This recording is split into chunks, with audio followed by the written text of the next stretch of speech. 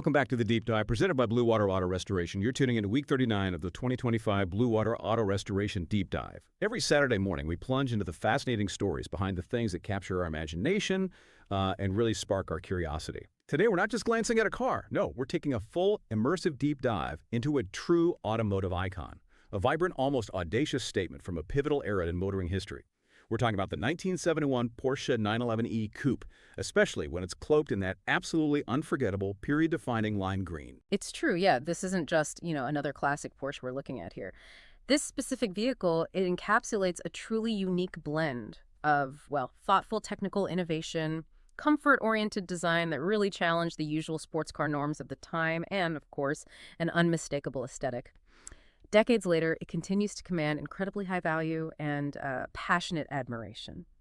So our mission today is to thoroughly unpack why this particular 911E, especially in this distinctive hue, remains so highly sought after by collectors and enthusiasts alike. We really aim to offer you those genuine aha moments of understanding, peeling back the layers beyond just the surface. Right. You might initially think of a vintage Porsche as simply a classic sports car, but this specific model, the 911E, tells a much richer, more nuanced story. It's about engineering evolution, sure, but also strategic market positioning and profound cultural impact that goes way beyond just a simple horsepower figure. It's about how Porsche refined its vision, creating something truly special. Okay, let's unpack this then. The E in 911E, it often gets simplified to just comfort, but there's a serious technical story behind it too, isn't there? A significant technical leap forward for its time. Can you break down what Einspritzung actually signifies for this particular 911 and maybe why it was such a pivotal development in automotive engineering back then? Absolutely. Einspritzung, yeah, it sounds technical, but it's simply the German word for injection. And its presence in the 911E was, nothing short of a game changer for its era. If we connect this to the bigger picture, automotive engineering in the late 60s, early 70s, the widespread introduction of mechanical fuel injection, MFI, as it's often called, was a truly significant step forward. Compared to carburetors, right? Exactly. Compared to the more rudimentary, less precise carbureted systems that really dominated the industry back then. For Porsche, the insight here, the really clever part with MFI, wasn't just about chasing raw power. It was fundamentally about enhancing usability and refinement. Think about the frustrations of carburetors back then. Inconsistent performance at different altitudes, sometimes temperamental cold starts, or maybe uneven fuel delivery during spirited driving. Yeah, I can imagine. The MFI system in the E, which was supplied by Bosch, it was a marvel of mechanical precision, really quite something. It used a high-pressure pump to deliver a finely atomized spray of fuel directly into the intake ports.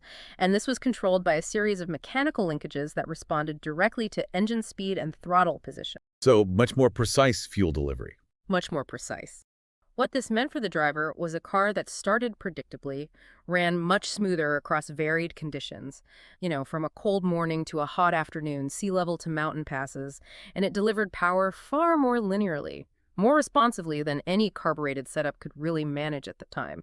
It allowed for a much more precise fuel metering, which also led to improved fuel efficiency and, importantly even then, lower emissions.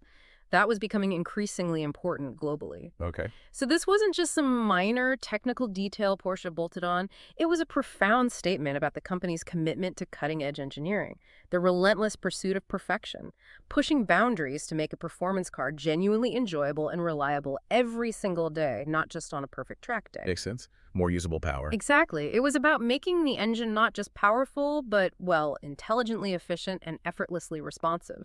That sounds like a huge leap forward. Drivability, sophistication. But here's where it gets, as you said, really interesting. While the E was about this innovative injection system, it also simultaneously became known as the comfort model. How did Porsche reconcile those two ideas? How did it carve out this unique comfort identity within the broader 911 lineup, especially when you put it next to the more basic T and the high-performance S models? Yeah, this raises a really important question about Porsche's market strategy and just how meticulously they segmented their offerings. By positioning the 911E as the middle-tier model, they weren't just creating a price point between the base 911T and the high-performance 911S. They were deliberately, strategically expanding their appeal. Broadening the market. Precisely. To a wider, more diverse audience. The true insight here is that Porsche realized their market was diversifying. The S, well, that was designed for the uncompromising purist, the driver who demanded absolute maximum performance.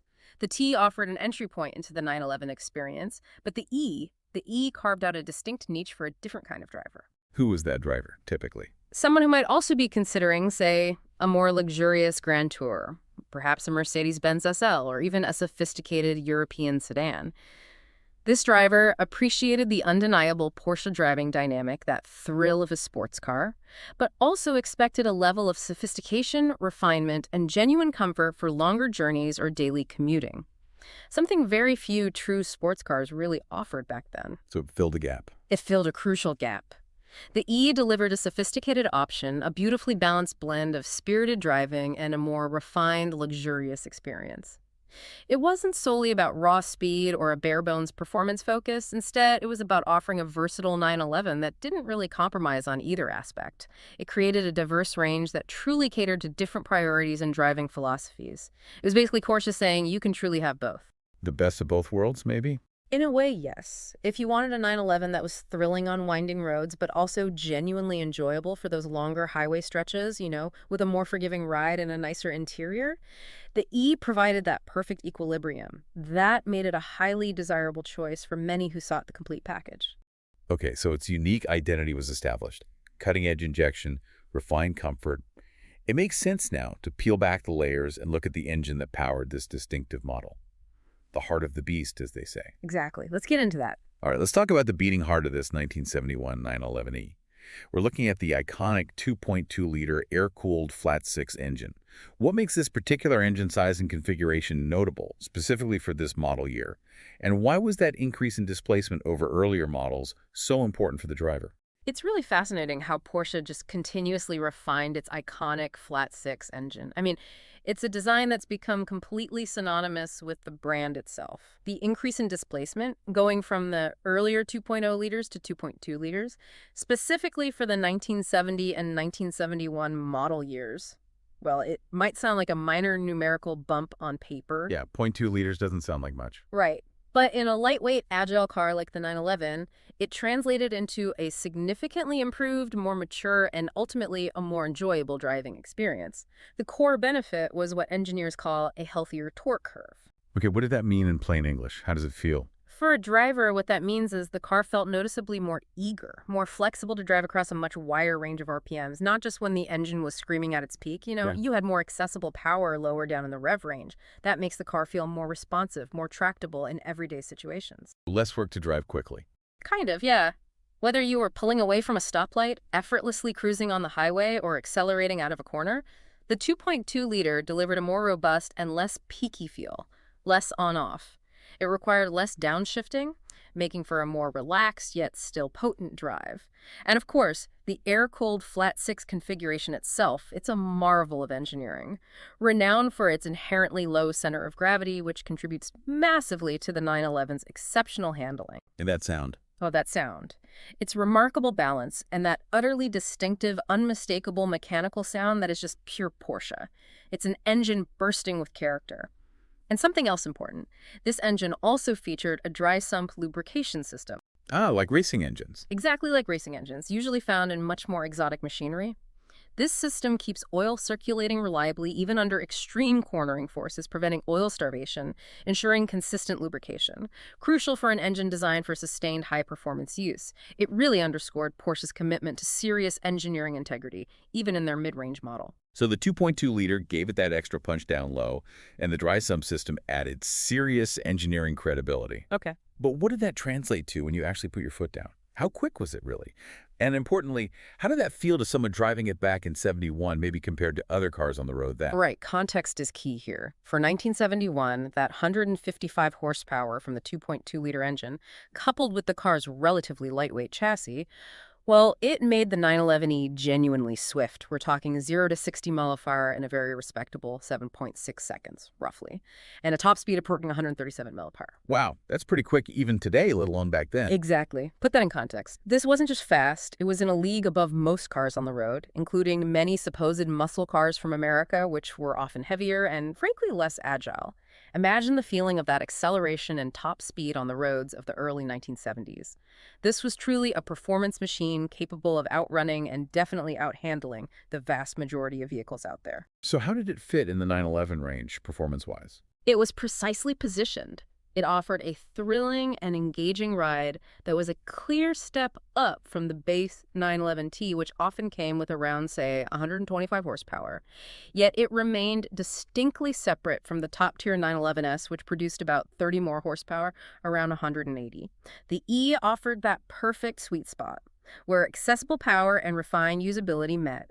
It delivered serious driving enjoyment without being overly aggressive or intimidating. Fitting its comfort moniker. Perfectly, while still very much being a potent sports car. No question about that. Okay, so to harness that kind of power effectively and deliver that engaging driving experience, you needed the right transmission.